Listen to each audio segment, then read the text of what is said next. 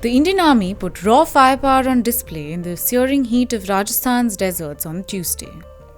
At the Pokhran Field Firing Ranges, troops of the Southern Command executed Exercise Agni Varsha, showcasing their ability to strike deep, strike fast, and strike with pinpoint precision.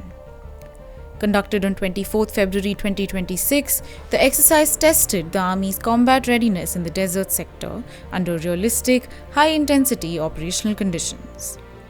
What unfolded was a seamless blend of maneuver and firepower. Combined arms formations operated in sync, delivering precision, long-range fires through a fully networked command and control architecture. Mechanized forces surged across the battlefield, integrating armor, artillery, infantry, and air assets into a single, lethal fighting force. Defense journalists from 25 countries watched firsthand as speed, accuracy, and coordination defined every phase of the operation in the Thar Desert.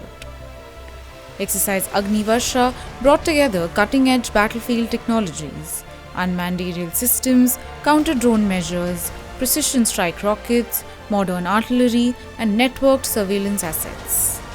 The integrated maneuver force featured T-90 main battle tanks, infantry combat vehicles, K9 Vajra self-propelled howitzers, Sarang and Bofors artillery systems, rocket platforms, indigenous ALH weapon system integrated helicopters, Apache attack helicopters, and a wide array of surveillance and strike drones.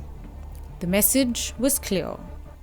Through sustained technology infusion, indigenisation, and capability development, the Indian Army remains ready to respond swiftly, operate jointly, and deliver decisive combat power in defense of national security.